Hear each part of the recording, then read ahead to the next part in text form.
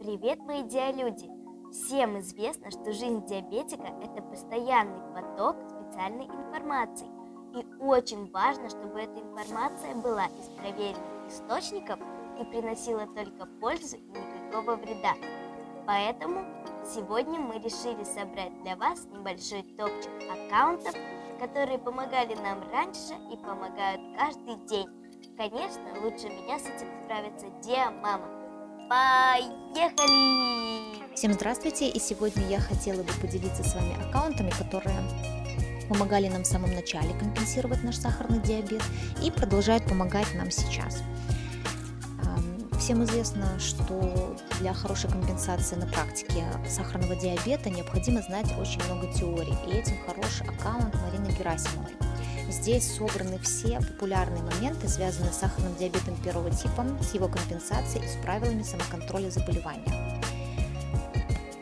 Это выглядит все довольно ярко, это сопровождается графиками, это сопровождается комментариями, захватываются абсолютно все вопросы. Подростковый возраст, про дневник самоконтроля и точки замера, вот она рассказывает. Она рассказывает о том, как по дневнику понять, что у вас какие-то неправильно подобранные дозы, а возможно где-то провалы в дозах ваших. Вот пример динамики сахара, белки, жиры. Публикаций у нее очень-очень много. Если вы изучите эту страницу от начала до конца, то вы будете знать ответы практически на все ваши вопросы. Также обращаю ваше внимание, что у Марины есть диакурс, на который периодически происходит набор, где она и 4-5 человек, которых она набирает, по дням недели важные темы освещают, а также занимаются и своими дневниками, разбирают какие-то нюансы.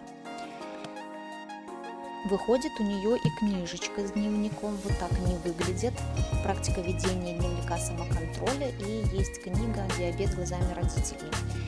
Там тоже написано все очень понятным языком, очень красочно, с картинками, с основными понятиями, которые важны для компенсации сахарного диабета. И книга однозначно будет полезна к прочтению, особенно если у вас в семье есть значимый взрослый, который занимается с ребенком, но не пользуется интернетом. Бабушка, например. Там тоже можно открыть, почитать, там все понятно, причем с примерами настоящих дневников, с картинками, рисунками, даже стихами. Эта страница очень помогла в самом начале, когда ты приезжаешь с больницы, у тебя твой ребенок, ты, больше никакой информации, дозы летят, сахара летят, что с ними делать непонятно, а непонятно, потому что нет никаких знаний о сахарном диабете, о правилах компенсации, о нюансах компенсации, о том, что может влиять на эту компенсацию. Поэтому обратите внимание на этот аккаунт.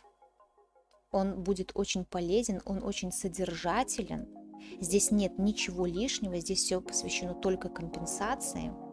И подача материала очень и очень качественная. Следующий аккаунт, который я хочу вам показать, его я нашла после того, как изучила аккаунт Марины Герасимовой, более-менее разобралась в теории.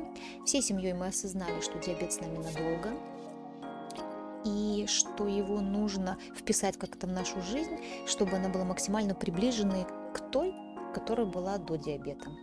И тут нам помог аккаунт Дианута. Здесь Диа-мама Анна со своим сыном Иваном делится своими какими-то полезными фишками, опытом, как они справляются с диабетом каждый день.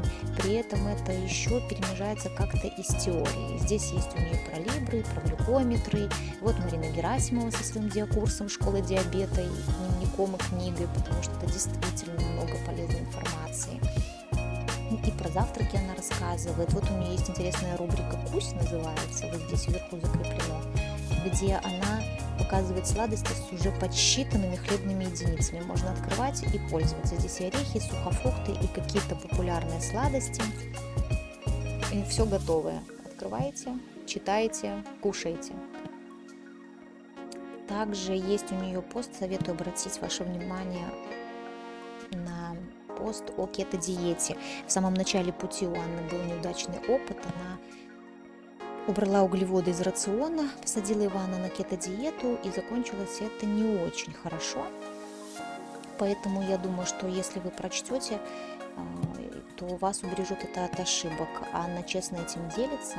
И вообще вот ее аккаунт в этом плане очень теплый и очень честный. Поэтому я думаю, что каждый найдет здесь что-то полезное для себя.